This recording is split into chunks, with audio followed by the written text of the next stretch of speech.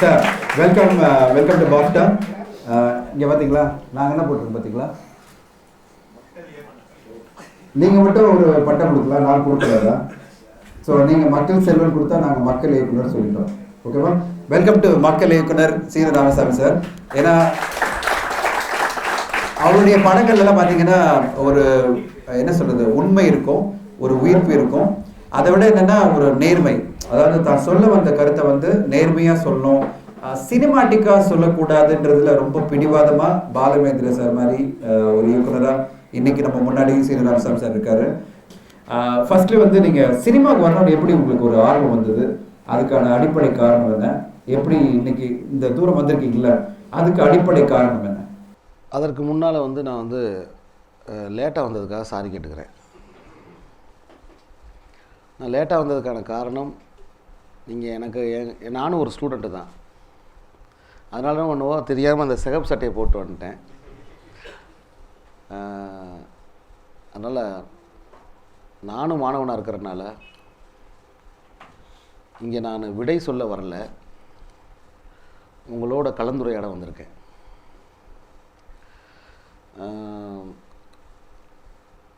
சினிமாவுக்கு வந்த காரணம் அப்படின்னா, வாய்ப்பு மறுக்கப்பட்ட ஒரு பின்தங்கிய கிராமத்தில் எதையாவது நிறுவனம் அப்படிங்கிற ஒரு தன்முனைப்பு எல்லார்ட்டையும் உண்டு. அப்போ அந்த நேரத்தில் நமக்கு நம்மளை வெளிக்காட்டிக்கிறதுக்கு, நம்மளை அடையாளப்படுத்திக்கிறதுக்கு, 4 பேர்கிட்ட இருந்து நம்மளை தனித்து காட்டிக்கிறதுக்கு என்னென்ன செய்ய முடியுமோ அது எல்லாத்தையும் நான் செஞ்சுருக்கேன். கபடி விளாண்டுருக்கேன், சரியாக வரல. கவிதை எழுதியிருக்கேன், சிறுகதைகள் படிச்சிருக்கேன். தினமும் காலையில் எழுந்திரிச்சு தினத்தந்தி பேப்பரை ஃபஸ்ட் ஆளாக படிச்சுட்டு அதில் இருக்க அதிர்ச்சியான செய்திகளை ஊருக்குள்ளே ஓடி வந்து முதல்ல சொல்கிற ஆள் நான் தான். இந்த மாதிரி வேலைகள்லாம் செஞ்சுருக்கேன். இந்திரா காந்தி மரணத்தை எங்கள் ஊருக்கு சொன்ன முதல் ஆள் நான் தான். ஸோ இப்படி இவன் ஒரு புத்திசாலி அப்படின்னு பேர் வாங்கிறதுக்காக ஆரம்பமான ஒரு விளையாட்டு கடைசியில் ஒரு சிலந்தி விளையாக மாறி அதில் நானே சிக்கிக்கிட்டேன். அப்படியே கொஞ்சம் கொஞ்சமாக அந்த இலக்கியம், கவிதைகள் இது படிச்சுக்கிட்டே இருந்த எனக்கு ஒரு நள்ளிரவில் மதுரை அமெரிக்கன் கல்லூரியில் நான் பார்த்த முள்ளும் மலரும் அப்படிங்கிற திரைப்படம் தான் சினிமாவுக்கு என்னை வர்றதுக்கு வந்து சக்தியாக இருந்துச்சு.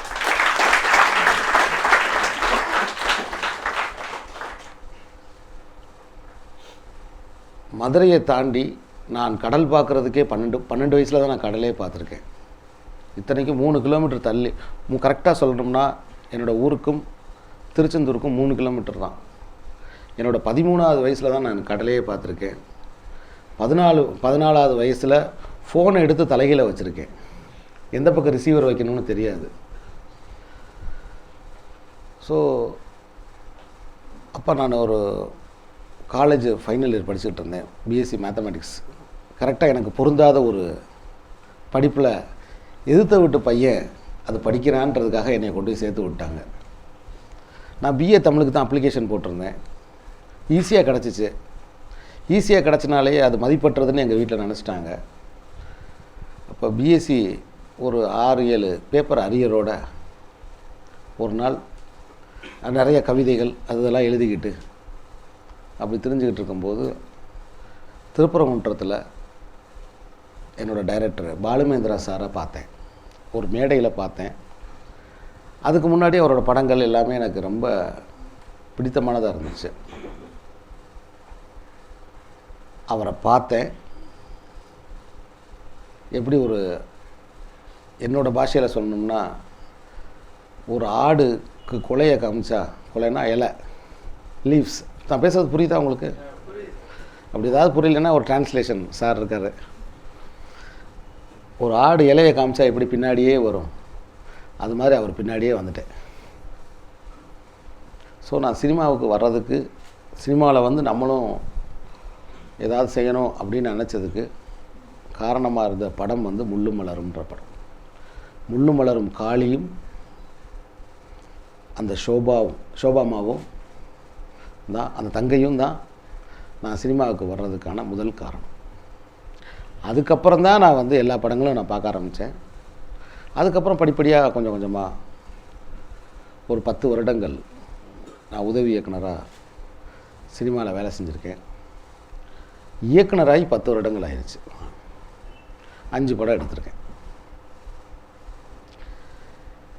இந்த 10 வருடத்தில் கடந்த 19ஆம் தேதி தான் என் வாழ்க்கையிலே முக்கியமான நாள். ஏன்னா இந்த 9 வருடங்களில் முதல் காட்சி அரங்கு நிறைந்து நான் பார்த்தது தர்மதுரையில் தான்.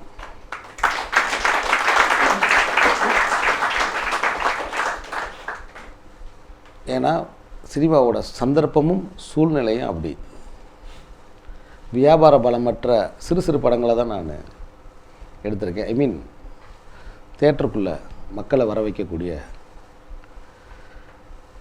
ஏதோ ஒரு காந்த புலன் என் படங்களில் இல்லாத ஒரு காரணத்தினால. ஏன்னா தென்மேற்கு பருவக்காற்று கூடல் நகர் அதுக்கப்புறம் 2.5 வருஷம் கழிச்சு அந்த புக்கு எழுதுறதுக்கு மிக முக்கியமான காரணமாக இருந்தவர் தனஞ்சயன் சார். தென்மேற்கு பருவக்காற்றுன்ற புக்கு நான் அவரை சந்தித்து கதை சொல்லலான்னு சொல்லும்போது, சார் உங்கள் படம் நான் பார்த்துருக்கேன், கூடல் நகர் நல்லா நீட்டாக ப்ரெசென்ட் பண்ணியிருந்தீங்க, நீங்கள் எனக்கு புக்காக நீங்கள் என்ன சொல்ல வர்றீங்களோ அதை ஸ்கிரிப்ட் புக்காக எனக்கு கொண்டு வந்தாங்க அப்படின்னு சொன்னார். அப்புறம் தான் சரி இப்போ ஸ்கிரிப்ட் எழுதுவாங்க, சோம்பேறித்தனத்தெல்லாம் களைஞ்சிட்டு. ஏன்னா இப்போ ஒரு ஃபிலிம்னா அது கமிட் ஆன பிறகு ஒரு ஆஃபீஸ் போட்டு அசிஸ்டன்ட்ஸ்லாம் வர வச்சு அப்புறம் நம்ம சொல்லி எழுதி அந்த புக் ஸ்க்ரீன் ப்ளே புக்கு நம்ம ரெடி பண்ணுவோம். அதுக்கப்புறம் நான் ஒரு புக்கு ரெடி பண்ணி அந்த புக்கை படிச்சுட்டு நல்ல விமர்சனமும் எனக்கு சொன்னார். இது எப்படி சார் படமாகும்னு நீங்கள் நம்புகிறீங்க? ஏன்னா இதில் ஒரு ஆர்டிஸ்ட் யாரும் வரமாட்டாங்களே நடிக்கிறதுக்கு, இது ஒரு தாயை பற்றிய படமாக இருக்கே, கிளைமேக்ஸில் அம்மா லீட் எடுக்கிறாளே, இது எப்படி தயாரிக்க வருவாங்க, இது ஒரு ஏதாவது ஒரு செட்மெண்ட்டில் வேறு மாதிரி ஏதாவது செஞ்சோம்னா கூட நம்ம ஏதாவது செய்ய முடியும் அப்படின்லாம் சொன்னாங்க. அந்த சூழ்நிலையோட நிலைமை எனக்கு புரிஞ்சிச்சு. சரி இருந்தாலும் ஒரு பிடிவாதமாக இருந்து அதை முயற்சி பண்ணி அதை பண்ணோம். ஸோ அப்போ அந்த தென்மேற்கு பருவக்காற்று படம் ரிலீஸ் ஆகிற அன்னைக்கு காலையில் ஒரு 7 மணிக்கு எழுந்திரிச்சிட்டேன். 6 மணிக்கெலாம் எழுந்திரிச்சிட்டு ஒரு 8 மணிக்கு போய் போஸ்டர்லாம் ஒட்டியிருக்காங்களான்னு பார்த்து வந்தேன். பார்த்துட்டு வந்துட்டு ஒரு 9 மணி 10 மணிக்கெலாம் ரெடி ஆகிட்டேன்.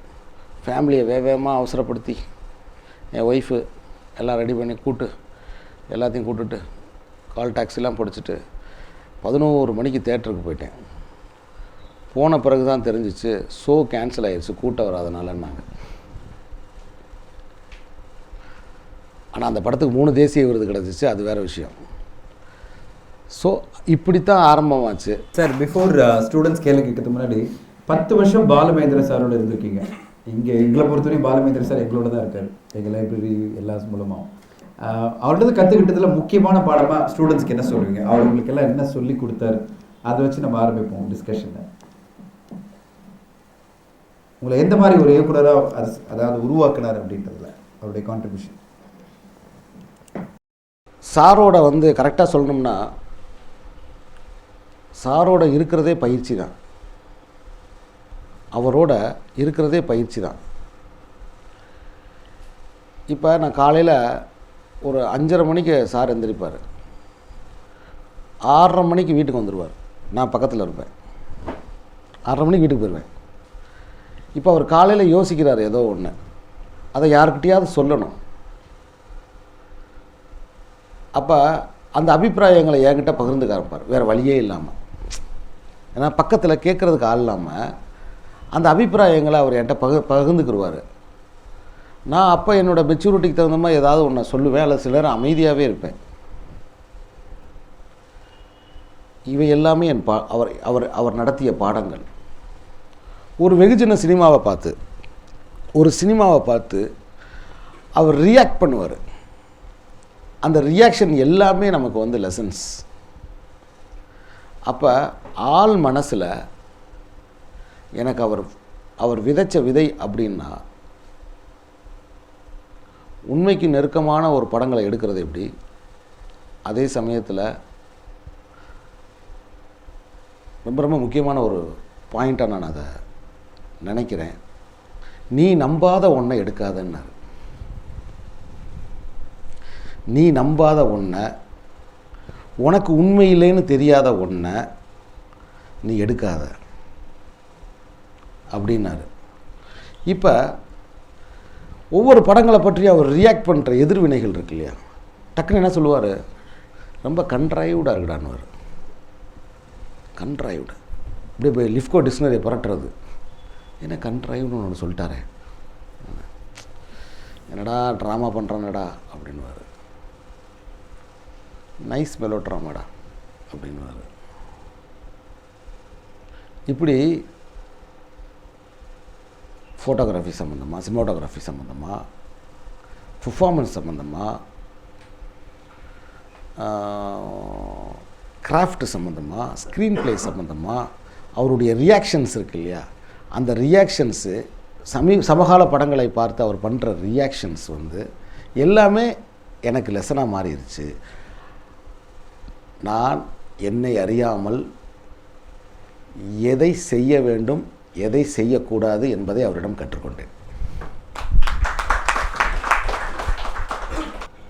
படம் தியேட்டருக்கு 5வது மணி நேரத்தில் குட்டி குட்டி பசங்கள்லாம் மேலே கல்லை கொண்டு எறிகிறானுங்க விமர்சனம்ன்ற பேரில். They are reacting. தப்பு ஒன்றும் நான் சொல்லலை. நான் என்ன சொல்கிறாங்க, ரொம்ப மொக்கையாக இருக்குது, சப்பையாக இருக்குது. கேட்டால் மேலே ஃபிலிம் கிரிட்டிக், அவங்களாம் ஃபிலிம் கிரிட்டிக்காக. அது மாதிரி வேக வேகமாக செய்கிறாங்க இந்த வேலையை. நான் என்ன கேட்குறேன்னா, ஒரு 3 நாள் விட்டுட்டு அப்புறம் கூட அதை விமர்சனம் பண்ணலாம். வேக வேகமாக ஒரு கருத்து அபிப்பிராயத்தை உருவாக்க வேண்டிய அவசியமும் தேவையும் என்ன இருக்குது? நான் அதனால தான் என்னோடய பேஜில் எடுத்து பார்த்தீங்கன்னா என்னை விமர்சனம் பண்ணவங்களையும் எடுத்து போட்டிருக்கேன். இந்த படத்தை 3ஆம் தரமாக கேவலமாக பேசினவங்களையும் எடுத்து போட்டிருக்கேன். இதை ரொம்ப மிதமிஞ்சி பாராட்டினவங்களையும் எடுத்து போட்டிருக்கேன். எல்லாத்தையும் எடுத்து நான் போட்டேன் என் பேஜில். ஏன்னா கண்டிப்பாக அந்த பேஜ் உயிரோடு இருக்கும் என் காலத்துக்கு பிறகும். அப்போ இந்த காலகட்டத்தில் இந்த படத்துக்கு பொருளாதார ரீதியான வெற்றி வசூல் அதெல்லாம் தாண்டி இதுக்கு எப்படி எதிர்வினை புரிஞ்சாங்க, இதை எப்படி ஆதரித்தாங்க, இதை எப்படி தரக்குறைவாக பேசுனாங்கன்ற ஒரு சாட்சியமாவது என் காலத்துக்கு பிறகு ஒருவேளை இந்த படத்தில் உண்மை இருக்குன்னு மக்கள் நம்பும் பட்சத்தில் யாராவது ஒரு ஆய்வு மாணவன் எடுத்து பார்த்தா அவனுக்கு சில விஷயங்கள் தெரியணும் அப்படின்றதுக்காக எல்லாத்தையுமே எடுத்து போட்டிருக்கேன். உங்கள் கேள்வியை நீங்கள் கேட்கலாம். இது உங்கள் கேள்வியை நான் ஸ்டாப் பண்ணுற என்னோடய யுக்தி கிடையாது, எதுனாலும் கேட்கலாம். தர்மதுரை நான் கதை எழுதலை, எழுதுனதே ஸ்க்ரீன் ப்ளே தான் எழுதினேன்.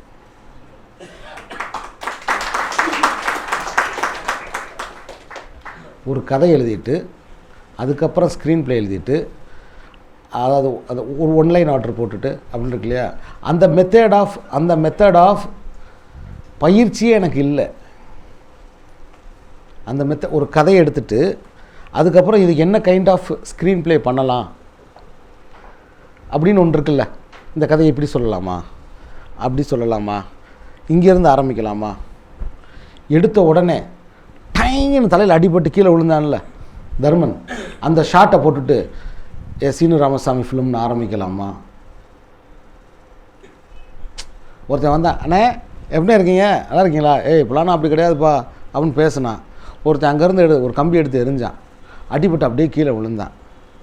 ஒரு அம்மா உள்ளேருந்து ஓடி வந்தா, அப்படியே டிசால்வ் பண்ணான், சீனு ராமசாமி ஃபிலிம் அப்படின்னு உங்களை சுறுசுறுப்பாக்கி அப்படி கான்சன்ட்ரேஷன் பண்ணுற நோக்கம்லாம் எனக்கு கிடையாது. இது உண்மைக்கு அருகில் இருக்கிற ஒரு படம், நல் உணர்வை ஏற்படுத்துகிற ஒரு படம், ஒரு படம், மென் உணர்வுகளை பேசுகிற ஒரு படம். கொஞ்சம் மெதுவாக ஆரம்பிக்கட்டுமே நினச்சேன் நான். ஒரு மூன்றாம் தரமான அல்லது முதல் தரமான மூன்றாம் தரம்னா அதை இயக்குனர் பெரிய டைரக்டர், கமர்ஷியல் பெரிய டைரக்டர், டைனோசரை வச்சு ஜுராசி பார்க்குன்னு ஒரு படம் எடுத்தார். அந்த ஜுராசி பார்க் மிருகம் திரைக்குள் தலை காட்டுவதற்கு முன்னாடி 36 நிமிஷம் 40 நிமிஷம் கொசுவை பற்றியும் முட்டையை பற்றியும் பேசிக்கிட்டே இருப்பாங்க. அப்பெல்லாம் உட்காந்து பொறுமையாக பார்த்த என் மக்கள் ஒரு காலேஜ் போர்ஷனில் ஒரு 20 நிமிஷம் ஒரு ஆவணத்தன்மையோடு இருந்தால் தான் அதில் இருக்க கண்டென்ட்டு செகண்ட் ஹாஃபுக்கு ஹெல்ப் பண்ணுன்றதுக்காக. ஏன்னா அங்கே ஒரு காமெடியனை போட்டு ஃபன் பண்ண முடியாதா? அங்கே ஒரு 2 நகைச்சுவை நடிகர்களை வச்சு கிண்டல் பண்ணி கேலி பண்ணி ஒரு வழக்கமான ஒரு கல்லூரியாக காமிக்க முடியாதா? ஏன்னா ஆரம்பிக்கும் போதே நான் தெளிவாக சொல்லிட்டேன், நாங்களாம் நல்ல டாக்டர் ஆகணும்னு கன்விக்ஷனோடு இருந்தோம்னு. நாங்கள்லாம் டெடிக்கேட்டடாக நல்ல டாக்டர். ஃப்ரண்ட் பெஞ்சில் இருக்க ஸ்டூடெண்ட்ஸை பற்றி படம் வந்திருக்கா தமிழ் சினிமாவில்? அவங்கெல்லாம் முன்னாடி உட்காந்துருக்கிற ஸ்டூடெண்ட்ஸு, இவங்கள மாதிரி ஏன்னா முன்னாடி உட்காந்துருக்கிற ஸ்டூடெண்ட்ஸு. அப்படின்னும் போது நல்லா படிக்கணும், நல்லா ரேங்க் வாங்கணும், மார்க் வாங்கணும் அப்படின்னு நினைக்கக்கூடிய ஒரு கன்விக்ஷனோடு இருக்க டாக்டர்ஸை நான் ரொம்ப ஃபன் பண்ணி அவங்களோட அவங்க ரொம்ப ரெகுலரான ஸ்டூடெண்ட்ஸாக நம்ம சித்தரித்து, அது இல்லாமல் ஒரு நல்லா யோசிச்சு பாருங்களேன், இது மாதிரி இருக்கிற ஸ்டூடெண்ட்ஸ் தான் கொஞ்சம் மேட்னஸாகவும் இருப்பாங்க, அடம்பண்ட்டாக இருப்பாங்க. அது பண்ண வேணாம் அப்படின்னு நினச்சேன். ஆனாலும் ரொம்பவும் கீழே இறங்கிடக்கூடாது, உண்மையை காமிக்கிறோன்றதுக்காக ப்ரீச் பண்ணுற மாதிரியான ஒரு மெத்தடாலஜி உள்ளே வந்துடக்கூடாது அப்படின்றதுக்காண்டி தான் கொஞ்சம் சில இயல்புகளையும் உள்ள நான் வச்சு காட்சியை நீங்கள் பார்க்கும்போது அது ஒரு நடந்த மாதிரியான உணர்வை ஏற்படுத்தணும் அப்படின்றதுக்காண்டி தான் அந்த இடத்துல நான் எந்த ஃபன்னும் நான் ஸ்க்ரீன் ப்ளேயில் பண்ணலை. ஸோ நீங்கள் கேட்ட கேள்விக்கு நான் சொன்ன பதிலுக்கும் சம்மந்தம் இல்லை. இப்போ யாராவது கேள்வி கேட்டாலே இப்போ இந்த வெகுஜன மக்கள் என்கிட்ட இந்த மீடியாவில் என்கிட்ட கேட்குற கேள்விகள் இருக்கு இல்லையா, அது ஞாபகத்துக்கு வந்து அது பதிலாக வருது. அம்மா மரணப்படுக்கையில் இருக்கா, காரணம் வந்து அவள் காயப்பட்டா, படுக்கையில் இருக்கும்போது அவள் முணுமுணுக்கிற பேரே மகனோட பேர். அப்போ பக்கத்தில் மருமக உட்காந்துருக்கா, முருகையான்னு கூப்பிட்றா. கூப்பிட்ட உடனே இந்த கூட்டிகிட்டு வரேன் அத்தை அப்படின்ட்டு மகனை கூப்பிட்றதுக்காக மருமக வெளியில் போகிறான். அங்கே ஒரு லாங் ஷாட் ஒன்று வச்சுருப்பேன், அது டைம் லாப்ஸுக்காக தான். இங்கேருந்து அவ்வளோ தூரம் அப்படியே நடந்து போயிட்டு அங்கேருந்து கூட்டிகிட்டு மறுபடியும் வந்து பார்க்கும்போது அம்மா இறந்து போயிருப்பான். அப்போ மகன் கேட்பேன், அம்மா நீ என்னை கூப்பிட்டேலம்மா, என்னை கூப்பிட்டியாம்மா அப்படின்னு ஏதோ சொல்கிறதுக்கு எங்கள் அம்மா என்னை கூப்பிட்டுச்சு, ஆனால் சொல்லாமல் போயிடுச்சுன்றதான். என்னை கூப்பிட்டியாம்மா, இங்கே பாரு இது நியாயமே இல்லைம்மா, நான் உனக்கு ஒன்றுமே செய்யலையம்மான்னு அழுகிறேன். இந்த இடத்துல இருந்து அந்த உழைக்கும் தாயை பற்றி ஒரு பாட்டு துவங்கணும். இதுதான் சிச்சுவேஷன். அப்போ வந்து இதுக்கு அந்த டியூன் அவர் ரகுநந்தன் ஒரே டியூன் தான் போட்டார். அந்த ஒரு டியூனும் எனக்கு பிடிச்சிருச்சு. அந்த டியூனை கொண்டு போய் கவிஞர்கிட்ட நான் கொடுத்தேன். கவிஞருக்கு இதில் என்னென்னா அந்த பாட்டு வந்து படம் காமிச்சு பாட்டு வாங்கினது. எல்லா பாட்டுமே எடுத்தாச்சு, எடுத்து எடிட் பண்ணி, ஏன்னா பழைய பாடல்கள் இருக்குது. இப்போ இந்த சார் படத்தில் ஏதாவது ஒரு பாட்டை மைண்டில் ஓட்டிகிட்டு நம்ம பாட்டை கேட்டுகிட்டே இருக்கிறது. நம்ம மைண்டு நாகரால பாட்டு கேட்காது, நம்ம மூளையில் தான் பாட்டு கேட்டுகிட்டே இருக்கோம். இது ஆர்டிஸ்ட்டுகளுக்கு தெரியாது, எதுக்கு ஓடி வர சொல்கிறான், எதுக்கு அந்த குடத்தை எடுக்க சொல்கிறான், இப்படி ஊற்ற சொல்கிறானே, இப்படி பார்க்க சொல்கிறானே. அவங்களுக்கு ரொம்ப அது ட்ரை ஆயிரும். ஏன்னா ஒரு சாங்கு சவுண்டு ஏதாவது இருந்தால் நமக்கு நல்லாயிருக்கும். இப்போ நாகரானா 2 பேரை கூப்பிட்டு போனால் அங்கே ஹோட்டலில் ரூம் போடணுமே. அதனால் நாகரா இல்லாமே நம்ம வந்து எல்லா பாட்டையும் எடுத்துகிட்டு கட் பண்ணி எல்லாம் வச்சுட்டு அதை போட்டு காமிச்சு, அந்த போட்டு காமிச்ச விஷுவலுக்கு ஒருத்தர் டியூன் பண்ணார். அந்த போட்டு காட்டுற விஷுவலை பார்த்துட்டு அப்படியே ஒருத்தர் பாட்டு எழுதினார். எனக்கு என்னமோ அந்த விஷுவலையும் நேரடியாக பார்த்து இவங்க இந்த வேலையை செஞ்சனால தான் இன்னும் ஸ்க்ரீனோட ரொம்ப நெருக்கமான வரிகளும் டியூனும் வந்து இசைஞ்சு வந்துச்சோ அப்படின்றது கூட எனக்கு தோணுது. I think that is one technique. இல்லை, நம்ம வந்து கம்ப்ளீட்டாக விஷுவல் எடுத்துகிட்டு அந்த விஷுவலில் லிரிக் ரைட்டர்கிட்ட காமிக்கும் போது வைரமுத்து மாதிரி சார், அவர் மாதிரி ஒரு மிகப்பெரிய ஜீனியஸ் அந்த அப்படியே உள்வாங்கி அந்த சீனை உள்வாங்கி கள்ளிக்காட்டில் பிறந்த தாயே அப்படின்னு சொல்லிட்டு அவர் எழுதும்போது அதில் என்ன சொல்கிறது, அந்த ஒரு ஆத்மார்த்தமாக இருந்தது அந்த பாடல். என்னோடய சின்ன வயசுலேருந்து மருத்துவர்கள் சம்மந்தமாக, மருத்துவ கல்லூரி சம்மந்தமாக, என் நண்பர்கள் மூலமாக நான் கேட்டறிந்த கேள்வி ஞானம் இருக்கு இல்லையா, அதை மையமாக வச்சே நான் காட்சிகளை உருவாக்கிட்டேன். இன்னொன்று, இந்த படம் மருத்துவமனையை பற்றிய படம் அல்ல, மருந்தை பற்றிய படமும் இல்லை. மருத்துவம் கல்லூரிங்கிறது பின்புலம்தான். மருத்துவ கல்லூரிங்கிறது பின்புலம்தான். அந்த செகண்ட் இயர் சிண்ட்ரோம் சீன் கூட வந்து நான் அந்த அதே மதுரை மெடிக்கல் காலேஜில் நான் பிஎஸ்சி படிக்கும்போது அங்கே படித்த ஒரு டாக்டரோட ஃப்ரெண்டாக நான் இருந்தேன். அங்கே போய் நான் தங்குவேன். நான் கேட்ட சந்தேகம் தான் அது நான் கேட்ட சந்தேகம். ஏன்னா பஸ்ஸில் போயிட்டு இருக்கும்போது பார்த்தேன் நான். அப்போ புருவ முடி உதிர்கிறதா தொழுநோயின்னு அறிகுறியாக இருக்கலாம்னு டக்குன்னு இழுத்து பார்த்தேன், வந்துருச்சு. உடனே போய் நான் இது எங்கள் காலேஜில் செகண்ட் இயர் அப்போ சொல்லியிருக்காரு அவர், இது மாதிரியான விஷயங்கள் நாங்கள் அப்சர்வ் பண்ணாதான். ஸோ எந்த இதுவும் பண்ணலை. நிறைய உடல் தானம் பண்ணவங்க யாருன்னா விருதுநகர் மாவட்டத்தை சேர்ந்தவங்க. ஏன்னா அங்கே இருந்தவங்க எல்லாருமே ஆசிரியர்கள். அவங்களுக்கு அந்த விழிப்புணர்ச்சி இருந்திருக்கு. இது எனக்கு அந்த அந்த டிபார்ட்மெண்ட்டில் இருக்கக்கூடிய ஒருத்தர் எனக்கு சொன்னது. சார் இங்கே டெட் பாடி கான்ட்ரிபியூஷன் நிறையா கொடுக்குறது யாருன்னா, இறந்த பொண்ணுக்கு நாங்கள் உடலை வந்து நாங்கள் மருத்துவமனைக்கு தர்றோம்னு சொல்கிறது யாருன்னா தமிழ்நாட்டில் விருதுநகர் மாவட்டம். இது 4 கதை அல்ல, ஒரே கதை. தர்மதுரை என்கிற மனிதனை பற்றிய கதை. அப்போ ஒரு கதை தானே. ஒரு தர்மதுரைங்கிற ஒரு மனுஷன். இப்போ என்னென்னா நீங்கள் ஸ்க்ரீன் ப்ளே ஃபார்மெட்டு இப்போ நீங்கள் கேட்குறது என்னென்னா you are asking about screenplay format. அது ஏற்கனவே நம்மளுடைய தொடர்ந்து பழக்கத்தால் ஏற்பட்ட பதிவின் காரணமாக நீங்கள் இந்த கேள்வியை கேட்குறீங்கன்னு நான் நினைக்கிறேன். எப்படின்னா இப்போ தர்மதுரை வீட்டை விட்டு ஓடி போனான் இல்லையா, ஏன் ஓடி போனான்? உடனே அன்பு செல்வியை கொண்டு வான்றீங்க. உடனே அன்பு செல்வியை கொண்டு வந்திருந்தால் அவங்களுக்கு அந்த சுவாரஸ்யம் வந்திருக்கும். ஓ இதனால தானா? ஸோ ஒரு action reaction, not only in performance, in screen play also. So நீங்கள் என்ன பண்ணுறீங்க, ஸ்க்ரீன் பிளேலையும் அந்த ஆக்ஷன் அண்ட் ரியாக்ஷனை எதிர்பார்த்துக்கிட்டே இருக்கீங்க. ஒரு நிகழ்வு அதுக்கான காரணம். இந்த பேசிக் ஃபார்மேட்டுன்றது எங்கேருந்து வந்தது தெரியுமா? அந்த பூனையை எலி துரத்துமே டாம் அண்ட் ஜெரியிலேருந்து வந்தது இந்த நாஸ்டாலஜி. அதே மாதிரி இந்த நாஸ்டாலஜி தமிழுக்குள்ளே எப்படி வந்துச்சு தெரியுமா? வள்ளி திருமணம்ங்கிற நாடகம்.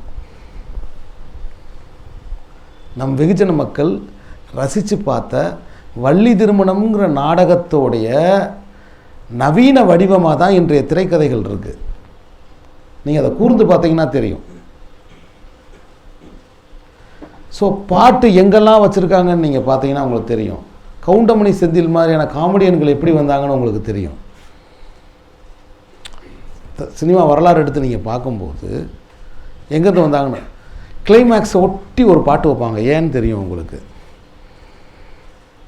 ஸோ ஒரு மீனோட நடு எலும்பு மாதிரி தமிழ் திரைக்கதை உருவாக்கங்களில் நம்முடைய நாடகங்களுடைய வழி இருக்குது. எல்லிசார் டங்கன் இங்கே வந்து பார்க்கும்போது மக்கள் எதை ரசிக்கிறாங்கன்னு அவர் பார்த்தாரு. அப்போ இந்த ஃபார்மெட்டை ரசிக்கிறனால ஏன் நான் ஒன்று கேட்குறேன். எல்லிசார் டங்கன்ற ஒரு இயக்குனர் இங்கே வந்து ஃபஸ்ட்டு தூங்கும்போது ஹாலிவுட்டில் ஆரம்பிச்சிட்டாங்க. சாப்ளின் வந்துட்டார், சார்லி சாப்ளின். ஏன்னா அதே மாதிரி ஒரு படத்தை இங்கே எடுத்துருக்கலாமே. இல்லை, மக்கள் எதை ரசிக்கிறாங்கன்னு தான் பார்த்தாங்க.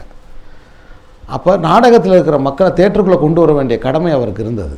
அதனால தான் புராண படங்களை ஆரம்பித்தாங்க, இதிகாச படங்கள். அப்போ இந்த ஸ்க்ரீன் பிளே ஸ்ட்ரக்சர் அப்படின்றத ஃபார்முலா அப்படிங்கிறது தமிழில் உருவானதுக்கு இந்த நாடகங்களும் ஒரு காரணமாக இருந்துச்சு. இந்த நாடகங்கள்லேருந்து அப்படியே ஒரு மெலோ ட்ராமா உருவாச்சு. ரொம்ப ஸ்ட்ராங்கான மெலோ ட்ராமாக்கள் உருவாச்சு. நம்ம மகேந்திரன் சார் எழுதினார் தங்கப்பதக்கம். அதெல்லாம் ரொம்ப ஸ்ட்ராங்கான மெலோ ட்ராமாஸ், கான்ஃப்ளிக்ட்ஸ் ரொம்ப இருக்கும். அது மாதிரியான மெலோ ட்ராமாஸ் அவங்க கொண்டு வந்தாங்க. அதை தான் எங்கள் சார் வந்து கொஞ்சம் கன்ட்ரைவ்டாக இருக்குன்னுவார். கன்ட்ரைவ்டு ட்ராமாஸ்ன்னு சொல்லுவார். காலப்போக்கில் நிறைய நவீன சினிமாக்கள், சொல்லப்படுற விதிமீறல்கள், தமிழில் எவ்வளோ தமிழை வச்சு நான் இங்கே பேசலை. தமிழில் நிறைய சாத்திய குறைவுகள் இருக்குது. இங்கு உருவான எல்லா நல்ல படங்களுமே கலையின் மீது அறியாமையால் எடுக்க முன் வந்த ஒரு தயாரிப்பாளராக எடுக்கப்பட்டது. தமிழ் சினிமாவில் எடுக்கப்பட்ட எல்லா நல்ல படங்களுமே இன்றைக்கு கொண்டாடப்படுகிற தமிழில் நீங்கள் மிக முக்கியமான படம்னு நினைக்கக்கூடிய யதார்த்த வகை படங்களாக இருக்கட்டும், எல்லாமே வியாபாரம் தெரியாமல், கலையின் அறியாமையால், கலையின் மீது இருக்கிற ஈர்ப்பால் புது தயாரிப்பாளர்களால் எடுக்கப்பட்டது. இதனால் ஆணித்தரமாக சொல்ல முடியும். நீங்கள் சொல்கிற முள்ளு மலரம் யார் ப்ரொடியூசர், 16 வயது நிலை யார் ப்ரொடியூசர், அழகி யார் ப்ரொடியூசர், ஒரு லிஸ்ட் அவுட் போட்டு பாருங்கள். எல்லாமே ஏற்கனவே சிஸ்டத்தில் இருக்கிற ப்ரொடியூசரால் எடுக்கப்படலை. இது ஒரு முக்கியமான ஒரு அப்போ இங்கே ஃபார்முலா அப்படிங்கிறது ஒன்று ஃபார்ம் ஆகி இருக்குது. அப்போ டக்குன்னு என்ன சொல்கிறீங்க, இங்கே எதாவது அன்பு செல்விக்கு போங்கன்றீங்க.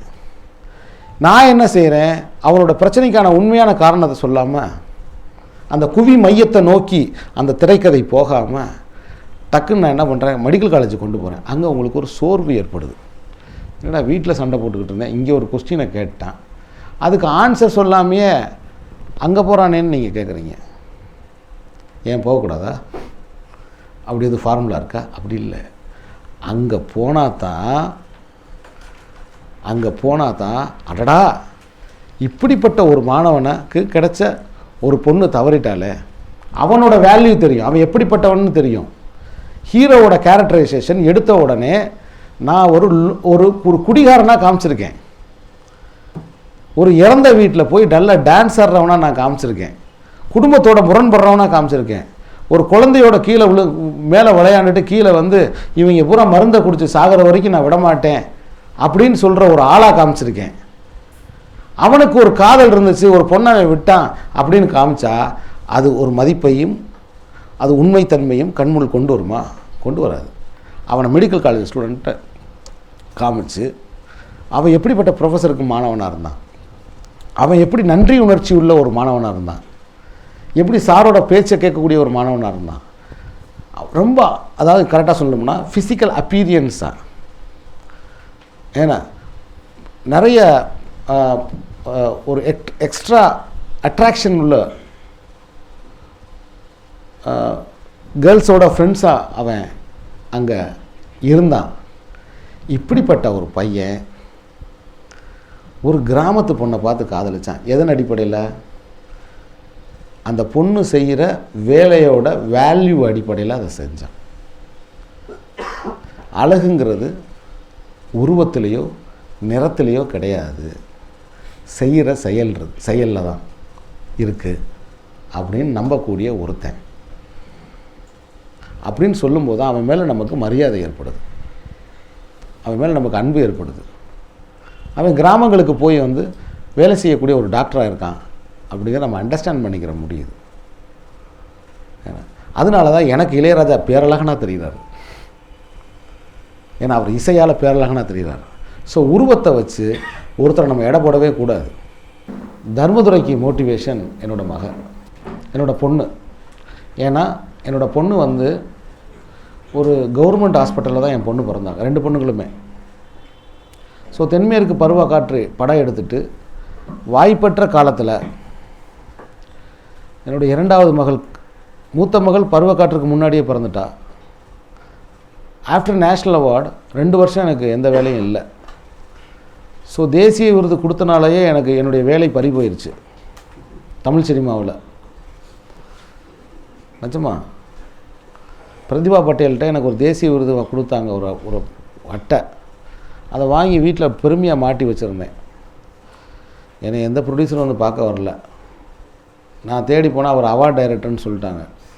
அதனாலேயே நான் நேஷ்னல் அவார்டு வாங்கினேன்றதை வெளியில் சொல்லவே மாட்டேன், அதை எடுத்து உள்ளே வச்சிட்டேன். அப்போ என்னுடைய 2வது மகள் என் 2வது மகளுக்கு பிரசவம் நடந்தது.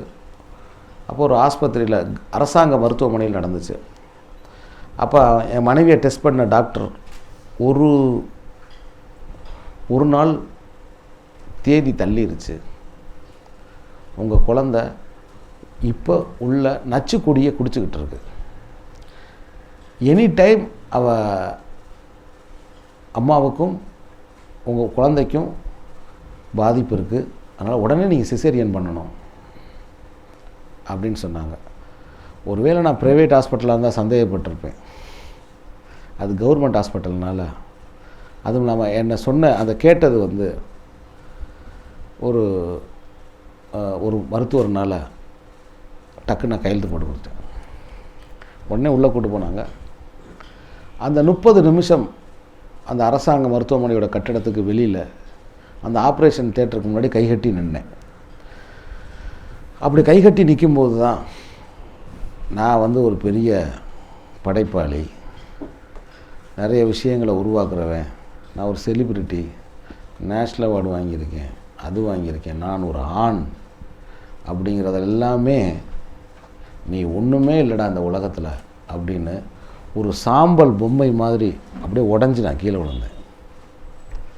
எனக்குள்ளே இருந்த ஒருத்தன் உடஞ்சி கீழே விழுந்தேன். என் மகளோட அந்த டாக்டர் வெளியில் வந்தாங்க, கதவை திறந்து வெளியில் வந்தாங்க. எங்கள் வீட்டுக்கு வந்த 2வது உயிரை என் கையில் கொடுத்தாங்க. அதுக்கப்புறம்தான் அந்த அம்மாவை நான் ரொம்ப கூர்ந்து பார்க்க ஆரம்பித்தேன். ஒரு நாளைக்கு ரொம்ப அழகாக அசால்ட்டாக 4 ஆப்ரேஷன் பண்ணிவிட்டு மத்தியானம் வீட்டில் வந்து சாப்பிட்டுட்டு தூங்கிடுறாங்க. 3 மணிக்கு வந்து சாப்பிட்டுட்டு தூங்கிடுறாங்க. 4 ஆப்ரேஷனும் பர்ஃபெக்டாக பண்ணிட்டு வர்றாங்க. 4 புதிய உயிர்கள், 3 புதிய உயிர்களை இந்த உலகத்துக்கு கொடுத்துட்டு ஒரு அம்மா எந்த விளம்பரமும் இல்லாமல் யாருக்குமே தெரியாமல் வீட்டுக்கு வர்றாங்க. இவங்க செய்கிற இந்த செயலுக்கு முன்னாடி நான் ஒன்றுமே இந்த சமூகத்தில் செய்யவே இல்லை அப்படிங்கிற எனக்கு உணர்ச்சி ஏற்பட்டுச்சு. ஏன் இந்த மருத்துவர்களை பற்றி ஒரு ஆரோக்கியமான ஒரு பார்வையை உண்டாக்குற மாதிரி ஒரு படம் எடுக்கக்கூடாது அப்படின்னு எனக்கு தோணுச்சு. அதே சமயத்தில் நான் யாரையும் விமர்சனம் பண்ணல. இந்த படத்தில் பொது புத்தியில் சில விஷயங்கள் இருக்குது. என்னென்னா, எங்கள் ஊரில் முனியாண்டி விலாஸ் ஹோட்டலை சொல்லும். சில பேர்கள் இருக்குது, அவங்க சிலராக ஆக முடியாதுங்கிற முன் அபிப்பிராயங்கள் இங்கே இருக்குது. இந்த சூட்சமத்தை நடிகர் எம்ஜிஆர் அவர்கள் இருக்காங்க இல்லையா, முன்னாள் முதலமைச்சர், அவர் வந்து இந்த சூட்சமத்தை கரெக்டாக புரிஞ்சுக்கிட்டு உலகம் சுற்றும் வாலிபனில் விஞ்ஞானிக்கு முருகன்னு பேர் வச்சார். பல பேர் ஆச்சரியமாக கேள்விக்கணும், முருகன் எப்படி விஞ்ஞானி ஆக முடியும்னு கேட்டாங்க. ஏன் முருகன் விஞ்ஞானி இப்போ ஆகலாம், நான் சொல்கிறது அப்போ சொல்கிறேன். நான் இப்போ சாமானிய மக்கள்கிட்ட இருக்கக்கூடிய பேர்கள் இருக்குல்ல, ஒரு முனியாண்டி எப்படி டாக்டர் ஆக முடியும்லாம் கேட்டவங்களாம் இருக்காங்க. முனியாண்டி எம்பிபிஎஸ் அப்படின்ற ஒரு பெயர்களை பற்றிய பொது புத்தியில் இருக்கக்கூடிய முன் அபிப்பிராயங்கள் இருக்குல்ல, அது ரொம்ப, இப்போ உதாரணத்துக்கு அசோக் குமார் அப்படின்றதுக்கும் சென்றாய பெருமாள் அப்படின்னு சொல்கிறதுக்கும் ஒரு வித்தியாசம் இருக்குது. இது என்னென்னா, எப்படி முகங்களை பற்றிய முன் அபிப்பிராயங்கள் நம்ம மனசில் பதிஞ்சிருக்கோ அது மாதிரி இது வந்து முன் அபிப்பிராயங்கள். அதனால் அவன் என்ன பண்ணுறான், அவன் ஒன்றும் இல்லை, விளையாண்டுக்கிட்டே வர்றான். அவனுக்கு எந்த மோட்டிவும் கிடையாது, விளையாட்டு பையன். அவன் விளையாண்டுக்கிட்டே வரும்போது நம்ம காமராஜ் சார் தான், அவர் பேர் உனக்கு தெரியாதா அப்படின்னு கேட்குறேன். முனியாண்டி அப்படின்னு கூப்பிட்றான். அவர் ரொம்ப ஜென்டல். அவர் ஒரு ராஜேஷ் சார் மாதிரி ஒரு சீனியர் ஆக்டர். அவரோட அந்த லுக்கு பார்த்தீங்களா எவ்வளோ மெஜஸ்டிக்காக இருக்கும். அப்படி திரும்பி பார்த்துட்டு அப்படி போவார். ஸோ அவரை இழிவுபடுத்துறதுக்காக இல்லை, அவரோட இயற்பெயர் எனக்கு தெரியும்ன்ற ஒரு குறும்பு தான். ஏதோ அவருக்கு பெரிய சீக்ரெட் தெரிஞ்ச மாதிரி. ஒவ்வொருத்தனுக்கும் ஒரு ரகசியம், அவனுக்கு அது ரகசியமாக பட்டிருக்கு. ஸோ தமன்னாவுக்கு ஒரு அருவி குளியல் சாங் நீங்கள் எதிர்பார்த்துருக்கீங்க. புரிஞ்சுக்கிட்டா சார் நான்.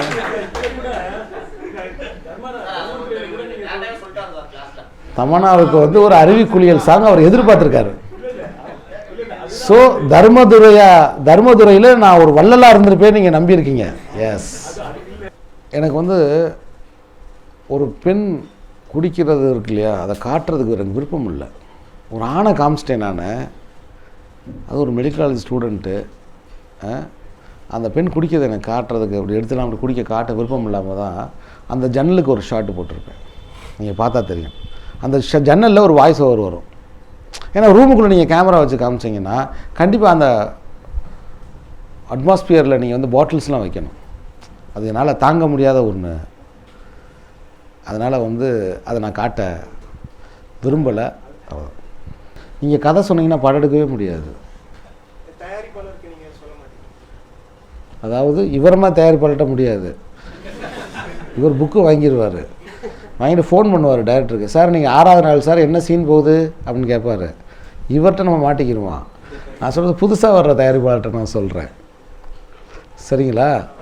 கதை இங்கே சொல்லவே கிடையாது, யாருமே சொல்ல மாட்டாங்க, சரிங்களா? அப்படி சொன்னீங்கன்னா நீங்கள் மாட்டிக்கிடுவீங்க. இந்த கதையே நான் விஜய் சேதுபதி அப்படிங்கிற ஒரு நடிகன் ஏன்னா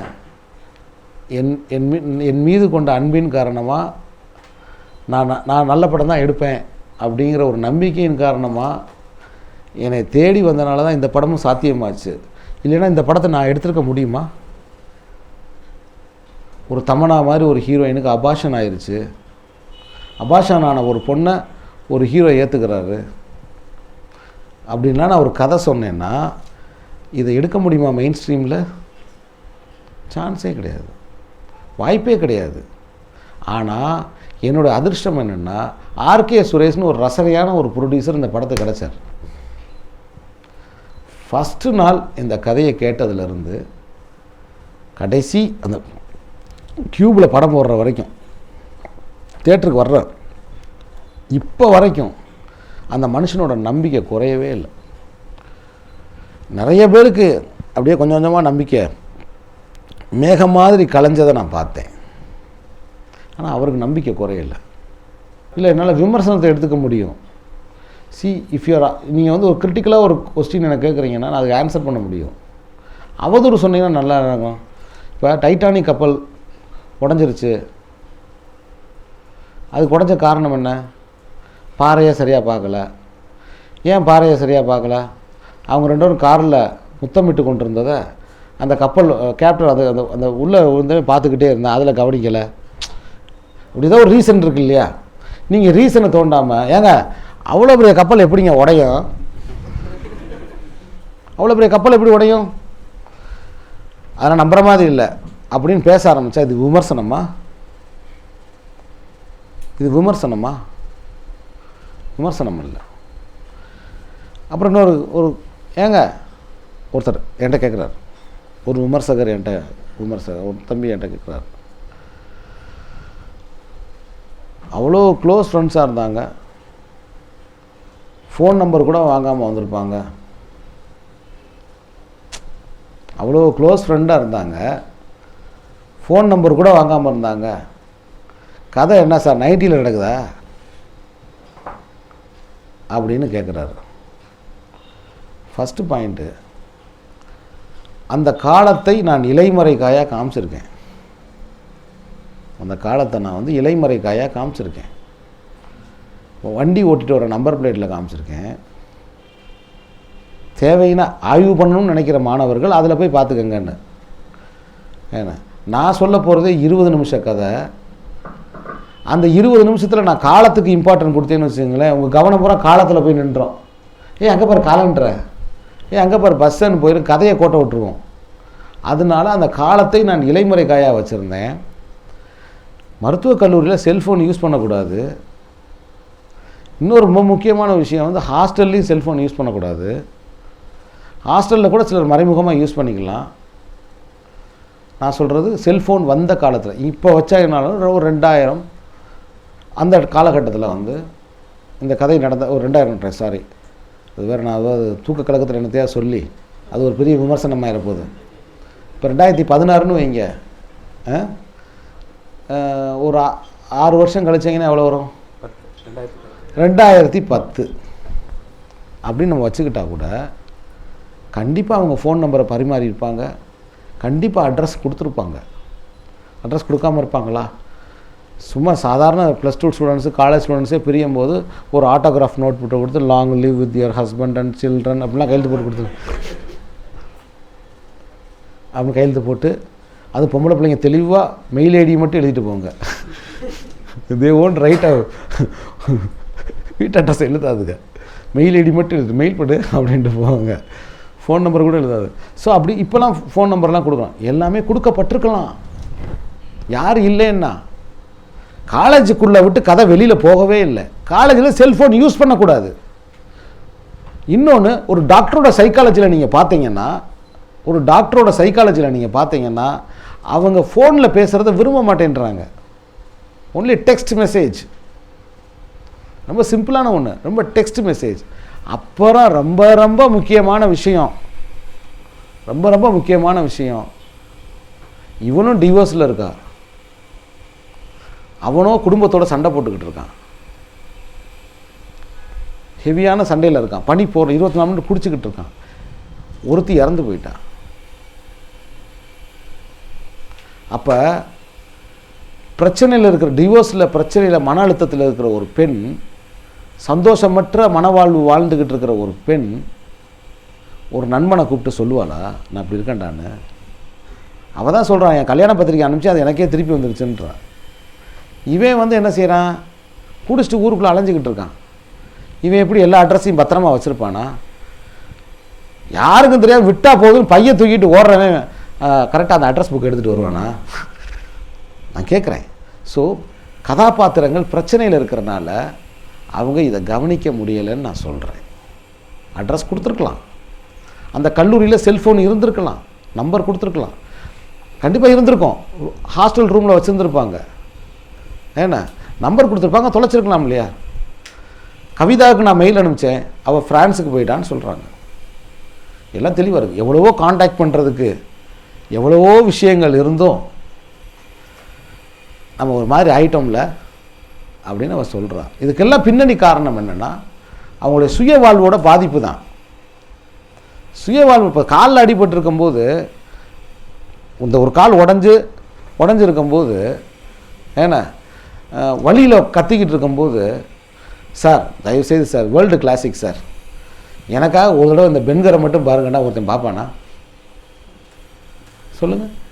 கால் உடஞ்சிருச்சு சார், வழியில் உட்காந்துருக்கார் சார் ஒருத்தர், நீ இந்த பெண்கரை பாருங்க அப்படின்னா அவர் பார்ப்பாரா? எப்படி பார்ப்பாங்க? கான்சன்ட்ரேஷன் பூரா வழியில் இருக்கும். அது மாதிரி தான் ரொம்ப சிம்பிளான பிரச்சனையில் இருக்க எல்லாருமே பிரச்சனையில் இருந்தனால ஒருத்தர் அப்படி இருந்தும் தர்மதுரை கேசவன்ற ஒரு டாக்டரோட கான்டாக்டில் தான் இருந்திருக்கார். அது கதையில் இருக்குது. அப்புறம் எல்லா விமர்சனமும் தம்பியை கொலை செய்கிறதுக்கு அந்த குடும்பம் முயற்சி பண்ணுச்சுன்னு எழுதுகிறாங்க. ரொம்ப வருத்தமாக இருக்குது. என்ன படம் பார்க்குறாங்கன்னு தெரியல எனக்கு. தம்பியை கொலை செய்கிறதுக்கு அவங்க முயற்சி பண்ணாங்க, என்ன செய்கிறதுன்னு தெரியல. இந்த ஒரு கால் மேட்ரு ஒன்று சொன்னேன், அதை செஞ்சு விடுன்னாங்க. அதெல்லாம் பழைய குத்தவாளிகளுக்கு செய்கிறதுரா அப்படின்னு டைலாக் வருது. என்னென்னா ஓவராக சண்டியத்தனம் பண்ண அந்த கட்டை வரல போலீஸ்காரங்க அறுத்து விட்டுருவாங்க. இந்த கால் நரம்ப அறுத்து விட்டால் இழுத்துக்கிட்டே தான் தெரியணும். இது ரொம்ப அப்படி ஒரு கோவத்தில் சொல்கிறாங்க, செஞ்சதில் வந்து செஞ்சு விட்டுரு அப்படின்னாங்க. இவனை என்ன செய்யறதுன்னு தெரியாமல் தான் ரூமில் அடைச்சி வச்சாங்க. ஏன்னா அவன் என்ன சொன்னான், பொறுமையாக இருங்கடா நான் வந்து பார்த்துக்கிறேன்னா, வரும்போது ஆம்புலன்ஸில் வரேன், கொலை பண்ணுறவன் ஆம்புலன்ஸில் வருவானா? ஆஸ்பத்திரிக்கு சேர்க்க வந்தேன், அதனால தான் பின்னாடி கஞ்சா கருப்பு காலில் அடிபட்ட போது ஆஸ்பத்திரியில் சேர்க்க வந்தவனை ஆஸ்பத்திரியிலே சேர்த்துட்டியப்பான்னு ஒரு டைலாக். ஆஸ்பத்திரியில் சேர்க்க வந்தவனை ஆஸ்பத்திரியிலே நான் சேர்த்துட்டேனே அப்படின்னா டைலாக் நம்ம வச்சோம். இதுதான் பொதுவாக வந்த கேள்விகள். எல்லா வெகுஜன பத்திரிகைகள் வந்த எல்லா கேள்விகளுக்கும் நான் பாஃப்டா மூலமாக தனஞ்சயன் சார் முன்னாடி பதில் சொல்லிட்டேன். சார் நம்ம தர்மதுரை பற்றி மட்டும் பேசலாம். இப்போ வந்து நீங்கள் ஒர்க் பண்ணதில் பார்த்தீங்கன்னா சினிமோகிராஃபி ஒரு படத்துலையும் வந்து அற்புதமாக நீர்ப்பறவை பர்டிகுலராக நான் சொல்லுவேன். இதில் நேற்று நான் சுகுமார் ஃபோன் பண்ணிவிட்டு அந்த ஹெலிகாம் ஷாட் ஆரம்பித்து நீங்கள் ஃபஸ்ட்டு அந்த வில்லேஜ் எஸ்டாப்ளிஷ் பண்ணுறது எந்த அளவு ஒளிப்பதிவோட சேர்ந்து நீங்கள் ட்ராவல் பண்ணுறீங்க, உங்களுக்கு கதை சொல்லுங்கள். இது எல்லாமே வந்து ஒரு செலக்ட் பண்ணி பண்ணுற மாதிரி இருக்குது. நீர்ப்பறவை பார்த்தீங்கன்னா பாலசுப்ரமணியம் அந்த கடல் சார்ந்த ஒரு இடத்த அவ்வளோ அற்புதமாக பதிவு பண்ணி. நான் ஆக்சுவலாக வந்து நீர்ப்பறவையில் வந்து நான் பாலசுப்ரமணியம் சாரை செலக்ட் பண்ணது காரணம், நீர்ப்பறவை ஒரு ரியலிஸ்டிக்காக அப்படின்னு ஒரு கேள்வி எல்லாருமே கேட்குறாங்க. அந்த ஃபோட்டோகிராஃபி சம்மந்தமாக என்கிட்ட நிறைய பேர் கேட்டிருக்காங்க. அதல்ல. அது ஒரு கிறிஸ்தவ வாழ்வை பற்றிய படம். அது கிறிஸ்தவர்கள் நிறைஞ்சிருக்கிற ஒரு பகுதி. மீனவர்கள் எல்லாருமே ஓரளவுக்கு செல்வந்தர்கள் தான், ஓரளவுக்கு அவங்கள்ட்ட பணம் இருக்கும். அவங்க பஞ்சைகளோ பராரிகளோ அல்ல, ரொம்பவும் கீழ்த்தட்டு மட்டத்தில் அவங்க இருக்கிற ஏழைகளும் அல்ல. அவங்க ஓரளவுக்கு நான் காமிச்ச அந்த பகுதியில் இருக்கக்கூடிய மீனவர்கள், அந்த ஒரு குறிப்பிட்ட பகுதியில் இருக்கக்கூடிய மீனவர்கள் வந்து அப்போ அந்த கிறிஸ்டின் கல்ச்சர், அந்த லைஃப், இதை கொஞ்சம் ரிச்னஸ்ஸாக பண்ணணும் அப்படின்னு நான் விரும்பி தான் சினிமாட்டோகிராஃபர் பாலசுப்ரமணியம் சார். நான் அதுவும் இல்லாமல் நீங்கள் என்ன ஷாட் வச்சாலும் கடல் இவங்க யதார்த்தம்னாலே அழுக்குன்னா நம்ம என்ன செய்ய முடியும்? யதார்த்தமாக இருந்தாலே அழுக்காத இருக்கணும்னு நம்ம என்ன செய்கிறது? அதனால் அந்த ரிச்னஸ்க்காக நம்ம அந்த டயத்தில் ஒரு டிசிஷன். இந்த படத்தை பொறுத்த மட்டும் சுகுமாரன் ஒரு பிரில்லியன்ட் எக்ஸிக்யூட்டர், ஒரு குவிக் ஃப்ரேம் சென்ஸ் உள்ள ஒரு சினிமாட்டோகிராஃபர். ஏன்னா ஒரு 55 டேஸில் எடுத்த படம் இது தர்மதுரை. அப்படின்னும் போது கதைக்கு தேவையான நிலப்பகுதிகளை தான் நான் காமிச்சேன். இங்கே லொக்கேஷன் ஹண்டிங்கே கிடையாது, கதைக்கு தேவையான நிலப்பகுதிகள். என்னோடய படத்தில் லொக்கேஷனே கிடையாது. இந்த லொக்கேஷனில் போய் எடுப்போம், எங்கே கதை நடக்குதோ அந்த இடத்துலையே போய் எடுக்கிறது.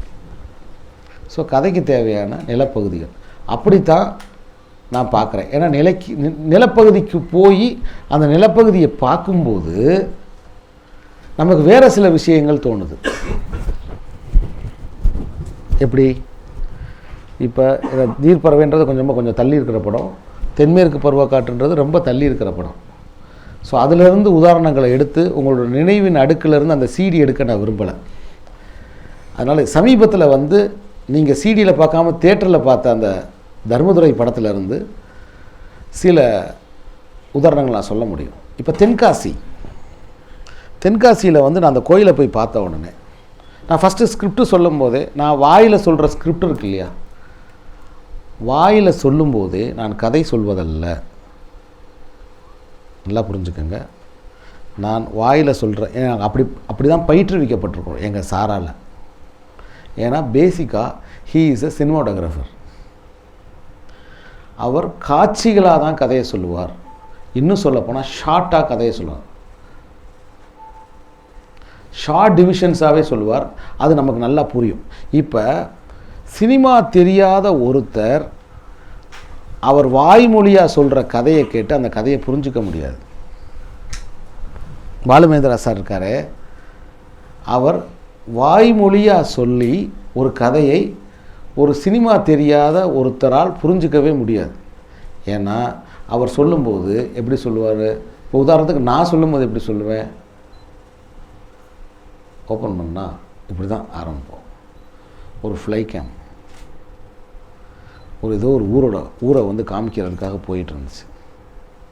போய் அப்படியே பிரம்மாண்டமாக ஒரு ஊரை காமிச்சிச்சு. கட் பண்ணால் ஒரு ஒயின் ஷாப்பில் இன்டீரியரில் 2 பேர் உட்காந்துருந்தாங்க. இப்படித்தான் நான் வாயில் சொல்லுவேன். ஸோ இந்த கதை சொல்கிற மெத்தடு, இந்த பயிற்சி இருக்கு இல்லையா, இதுவும் ஒரு மரபு இருக்குது இங்கே. ஸோ அப்போ அப்படி நான் சொல்ல ஆரம்பிக்கும் போது இது பக்காவாக இதுக்கு என்ன மாதிரியான ஒரு லேண்ட்ஸ்கேப் மூவியாக இதை நான் பண்ணணும்னு நினைக்கிறேன். ஸோ அதனால் எனக்கு ஒரு 10-12 aerial view shots, helicam shots தேவைப்படுது அப்படின்னு சொல்லிவிட்டு இந்த படத்தை நீங்கள் பண்ணுறீங்களா அப்படின்னு நான் கேட்டேன். உடனே நான் பண்ணுறேன்னாப்புல. இது உடனே பண்ணுறேன்னாப்புல என்ன காரணம்னா, இந்த படத்துக்காக சுகுமாரன் ஏறக்குறைய ஒரு 60 lakhs rupees சம்பளத்தை குறைச்சிக்கிட்டு வந்து வேலை செஞ்சாப்புல. இது ஆஃப் த ரெக்கார்டாக கூட இருக்கட்டும், இதிலேருந்து கூட நீங்கள் எடிட் பண்ணிடுங்க, தப்பு கிடையாது. ஒரு சினிமாட்டோகிராஃபர் ஒரு சினிமாவுக்காக 60 லட்ச ரூபாய் விட்டு கொடுப்பாரா? ஏன்னா நீங்கள் அவர் சம்பளம் 1 கோடி ரூபா, விஜய் படம் பண்ணுறாரு. அவர் இந்த படத்துக்காக 25 lakhs வந்தார். காரணம் என்னென்னா, என் மீது இருக்கிற அபிப்பிராயமும் இவர் படங்களின் மூலமாக தன்னுடைய சினிமாட்டோகிராஃபி, தன்னுடைய கலை திறமையை காட்ட முடியும் அப்படின்னு அவர் ஆழமாக நம்பினனால பணத்தை பொருட்படுத்தாமல் வந்தார். சரிங்களா? ஸோ அப்படியான கலைஞர்கள் இருக்கிறது ஒரு ஆரோக்கியமான விஷயம். இப்படியான கலைஞர்கள் இருக்கிறது ரொம்ப ஆரோக்கியமான விஷயம். அவங்களுக்கே தெரியுது வந்து ஒரு பிரம்மாண்டமான படத்தில் நிறைய சம்பளம் கேட்கலாம், இந்த மாதிரி அழகியல் சார்ந்த நிஜமான படங்களுக்கு இவ்வளோ சம்பளம் கேட்டு அதை டார்ச்சர் பண்ணக்கூடாது. இது வந்து எனக்கு ரொம்ப ஒரு ஆரோக்கியமான ஒரு விஷயமா பட்டது. நீங்கள் நல்லா புரிஞ்சுக்கோங்க, ஒரு கோடி ரூபா சம்பளம் வாங்குகிற ஒரு சினிமாட்டோகிராஃபர் 25 lakhs சம்பளம் வாங்கிட்டு என்னை மாதிரி ஒரு எளிய கலைஞங்களோடு வந்து கைகோக்கும்போது என்னுடைய கனவுகள் சாத்தியமாகுது இல்லையா?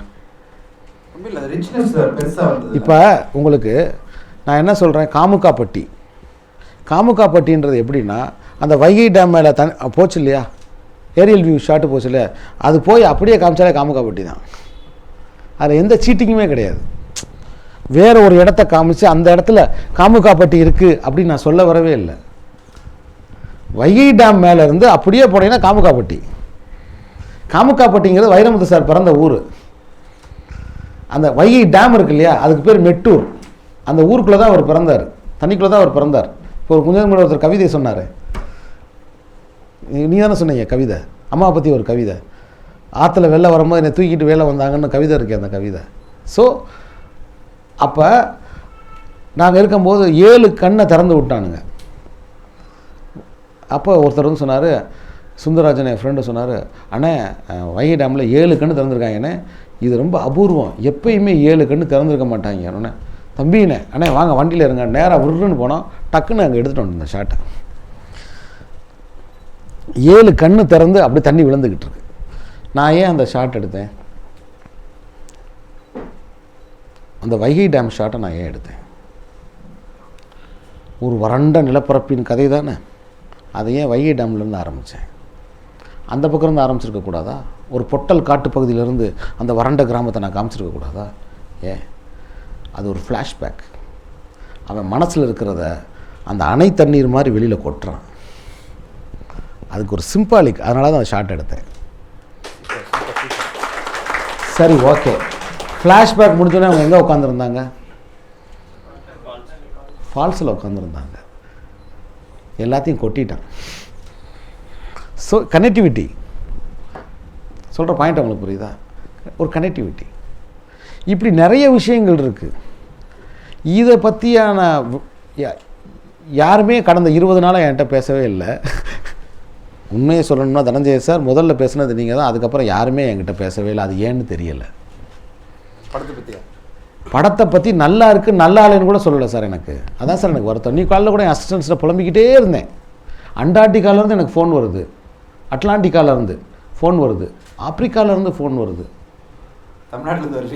தமிழ்நாட்டில் இல்லை, சாலி கிராமத்தில் அடுத்த தெருவில் இருக்க என் நண்பன்கிட்டருந்து வரவே இல்லை ஃபோனு. அது ஏன்னே எனக்கு தெரியல. ஆனால் என்னோடய முகநூலை எடுத்து பாருங்கள், நான் ரொம்ப வேதனையோட வருத்தத்தோடு சொல்கிறேன். நான் உண்மையிலே நான் ரொம்ப வருத்தத்தோடு சொல்கிறேன். என்னோடய ஃபேஸ்புக்கை எடுத்து நீங்கள் பாருங்கள், நான் பாராட்டாத நண்பர்களே கிடையாது. நண்பர்கள் மட்டும் கிடையாது, எனக்கு பிடிச்சிருச்சுன்னா நான் பாராட்டிடுவேன்.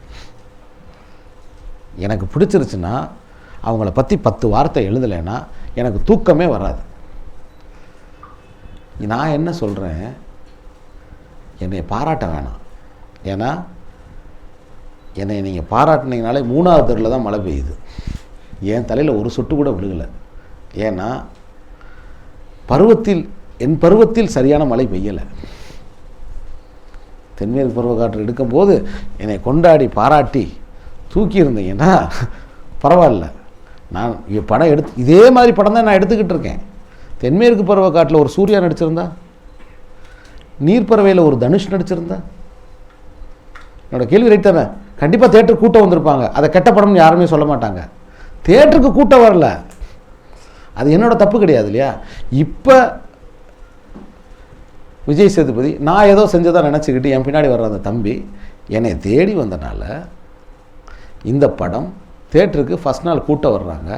நம்ம நல்ல ப்ராடக்டை வச்சுருக்கிறனால அவங்க பார்த்த உடனே நல்லா இருக்கும். இதே விளைவு தான் தென்மேற்கு பருவக்காற்றுக்கு ஏற்பட்டுச்சு. நான் 1000களில் பார்த்த கண்ணீரை இன்று கோடியில் பார்க்கிறேன். அவ்வளோதான்.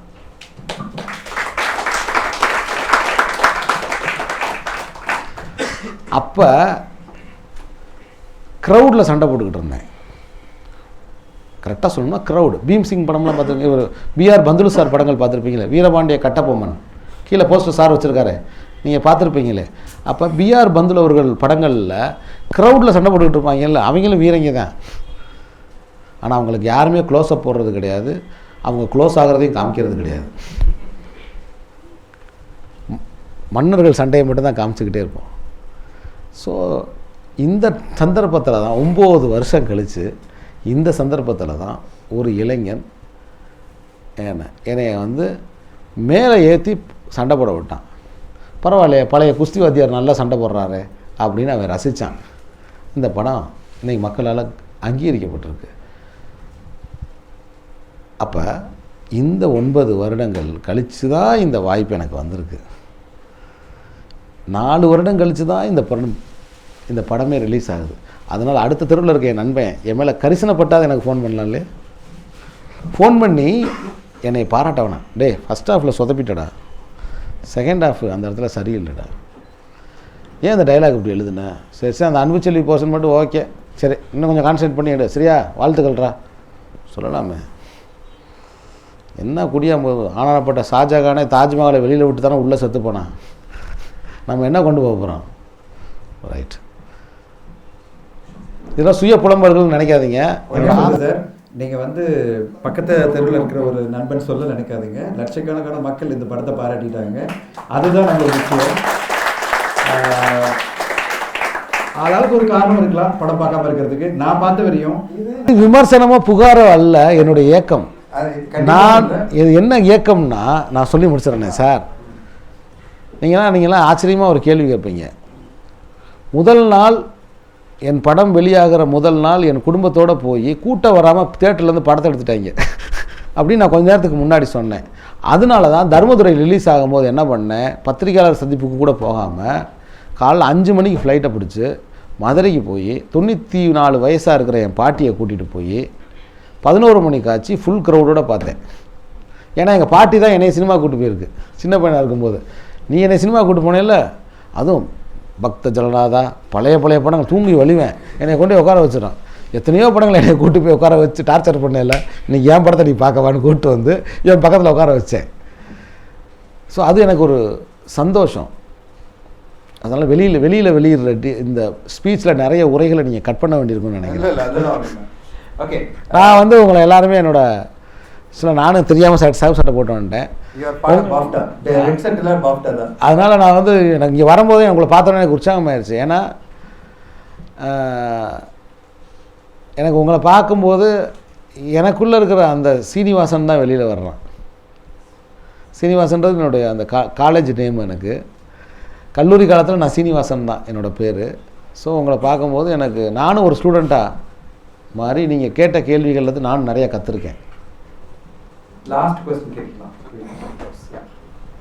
இந்த படத்துல எது உங்களுக்கு நெகட்டிவா தோணுச்சு, இந்த சீன் தேவையில்லாம வச்சுட்டோமோ அப்படின்னு ஏதாவது?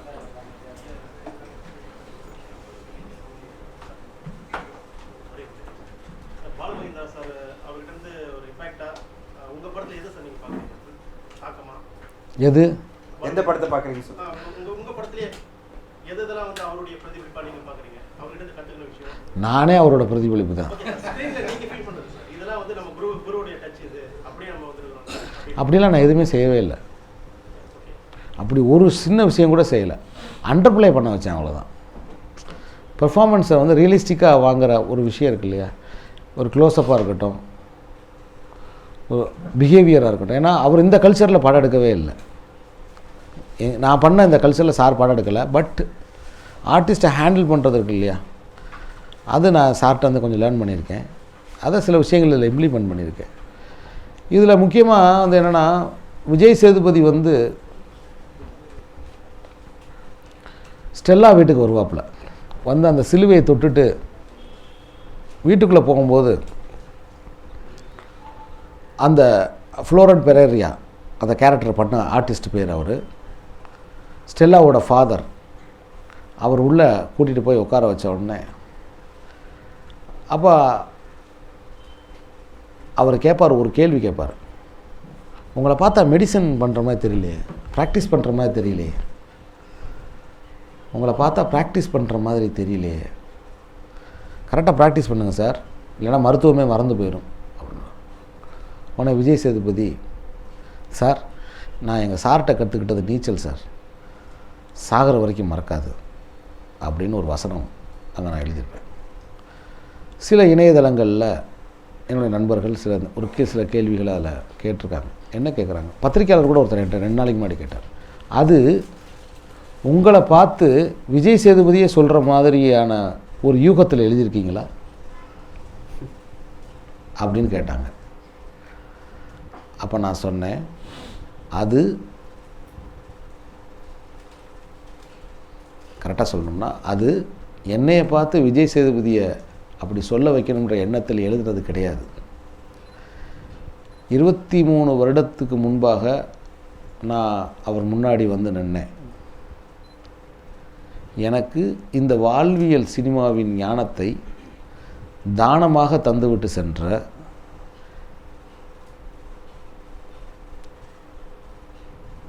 என் ஆசான் பாலுமகேந்திராவை பார்த்து சீனு ராமசாமி கேட்டது, சொன்னது. எங்கள் சார்ட்ட நான் கற்றுக்கிட்டது நீச்சல்றா, சாகிற வரைக்கும் அது மறக்காதுன்னு நான் சொன்னேன். சூப்பர். ஒரே ஒரு கேள்வி கேட்டுருங்களேன். இப்போ நம்ம டைரக்டர்ஸ் வந்து டைரக்ஷனை பொறுத்த மட்டும் உலக தரத்துக்கு இணையான எல்லா ஸ்கில்ஸ்,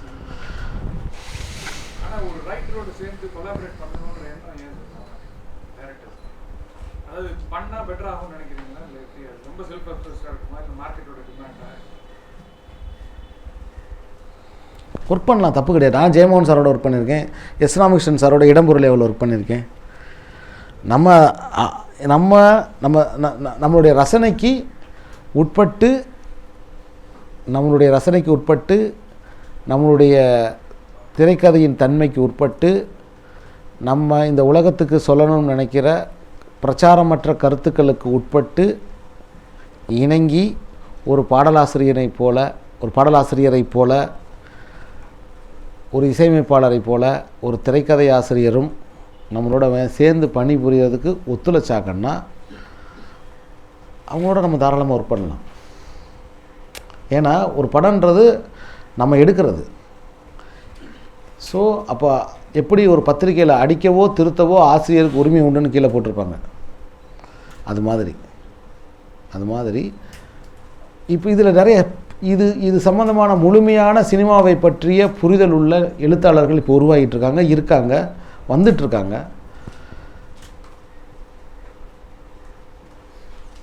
அப்படி ஒரு ஆரோக்கியமான படங்கள் எடுக்கலாம். அவநம்பிக்கையாக சொல்லணும்னா, அதாவது ரியாலிட்டியை சொல்லணும்னா இது மாதிரியான கதைகளை, இது மாதிரின்னு இல்லை, இப்போ சுபா இருக்காங்க, ரைட்டர் சுபாஷ் இருக்காங்க, சுபா சார்லாம் இருக்காங்க. அவங்கெல்லாம் வந்து ஒரு ஆர்டிஸ்ட் பேஸ் பண்ணி சில படங்கள் அவங்க எழுதுகிறாங்க. இப்போ என்ன பிரச்சனை இருக்குன்னா, தமிழில் ரொம்ப கிளாசிக்கல் ரைட்டர்ஸாக அறியப்பட்டவங்கள இந்த மாஸ் ரைட்டிங்கில் கொண்டு போய் விடும்போது அவங்கள மலிவாக பார்க்குற ஒரு போக்கு இருக்குது. ஒரு மலிவாக பார்க்குற, அவங்க செயல்களை கேலி பண்ணுற ஒரு போக்கு இங்கே இருக்குது. பட் இது ஒரு வேலை அப்படிங்கிற ஒரு தன்மையோட இயங்க முன் வரும்போது அது மாதிரியான படங்கள் உற்பத்தி பண்ணுறதுக்கான வாய்ப்பு இருக்குது. இப்போ என் மாதிரியான டைரக்டர்ஸுக்கு எனக்கு இணக்கமான எழுத்தாளர்களோடு நான் வேலை செய்யணுன்ற ஆசையும் எனக்கு இருக்குது. ஏன்னா எல்லா கிணறுலேருந்து நான் தண்ணி இறைக்க முடியாது இல்லையா, அது சாத்தியமும் கிடையாதுல்ல. அப்படி எல்லா கதைகளையும் நானே இப்போ ஏற்கனவே ஒரு கேள்வி கேட்குறாரு அங்கேருந்து ஒருத்தர். என்ன கேட்குறாரு, ஒரு யுனானிமிட்டி இருக்குது, ஆனால் ஆரோக்கியமானது தான், ஆனால் ஒரு ஒற்றுமை இருந்துக்கிட்டே இருக்குன்றார். அந்த ஒற்றுமைக்கு காரணம் நான் அதில் இயங்கிக்கிட்டே இருக்கிறது தான் காரணம். ஸோ அதுலேருந்து நானும் வெளியில் வரணும்னு தான் நினைக்கிறேன். ஸோ எதிர்காலத்தில் அது மாதிரியான சாத்தியதைகள் உருவாகும். தேங்க்யூ. ஸ்ரீராமசாமி சார் ரொம்ப தேங்க்ஸ். தர்மதுரை வந்து எல்லா கிரிட்டிக்ஸ்க்கும் வந்து வாயை அடைச்சி இன்றைக்கி வந்து வெற்றிகரமாக போயிட்டுருக்குன்னா, எனக்கு எல்லா தளபதி விஜய் சாரை கூப்பிட்டு அப்ரிஷியேட் பண்ணுறாரு இந்த படத்தை அப்படின்னு சொன்னால், எந்தளவு படம் வந்து எல்லாம் ரீச் பண்ணியிருக்குன்றதே ஒரு மிகப்பெரிய விஷயம். அண்ட் நான் சுரேஷ்கெல்லாம் ஃபோன் பண்ணி ரொம்ப அப்ரிஷியேட் பண்ணேன். ஏன்னா அவர் வந்து ரொம்ப என்ன சொல்ல கௌரவப்படுறாரு, இந்த மாதிரி ஒரு படம் எடுத்தோம் அப்படின்னு சொல்லிட்டு. அப்படிப்பட்ட ஒரு வெற்றி படத்தை கொடுத்துருக்கீங்க. அதை விட அன்றைக்கி நான் விஜய் சேதுபதி சாரை பார்க்கும்போது நான் சொல்லிட்டு இருந்தேன், ரொம்ப சந்தோஷமாக இருக்குது அப்படின்னு சொல்லியிருந்தேன். ஸோ ஒரு வெற்றி படத்தை கொடுத்து இன்றைக்கி வந்து ஒரு மென்மையான படம், அன்பான படம், உயிர்மையான படம், அது மாதிரி ஒரு உயிர்ப்பான படம் கொடுத்து இன்றைக்கி மக்கள் மத்தியில் ஒரு நல்ல பேரை வாங்கியிருக்கீங்க. இன்னைக்கு மேலும் மேலும் உங்கள் வெற்றிகள் தொடரணும். அண்ட் நாங்களாம் வந்து உங்கள் படங்களை நிறைய ரசிக்கணும், ஸ்டூடெண்ட்ஸும் சரி அண்ட் ஃப்யூச்சர் இயக்குநர்களும் சரி அண்ட் சினிமோகிராஃபர்ஸ் எல்லாருமே. ஸோ வாழ்த்துக்கள். இங்கே பாப்டாக் வந்து சிறப்பித்தமைக்கு ரொம்ப நன்றி. ரொம்ப நன்றி. நானும் இந்த தருணத்தில் உங்களை சந்தித்ததுக்கு ரொம்ப சந்தோஷப்படுறேன். எனக்கு ரொம்ப மகிழ்ச்சியாக இருக்குது. எப்போ பாட்டிக்கு போனா ஐயோ நேரா அவங்ககிட்ட போவேன், மச்சான் பைசா இருக்கா அண்ணன் என்கிட்ட இல்லைண்ணா 500. அவங்ககிட்ட அதே கதை தான். அவன் போய் அவன் ஒய்ஃப் கிட்ட வாங்கி வந்து கொடுப்பான். இல்லை, இந்த மாதிரி விஷயங்கள் தான் சார் நாங்கள் எக்ஸ்பெக்ட் பண்ணுறோம். அது வந்து நாங்கள் எல்லாரும் அதே குடும்பம் தான். பர்ஸ் இருக்கா? அதான்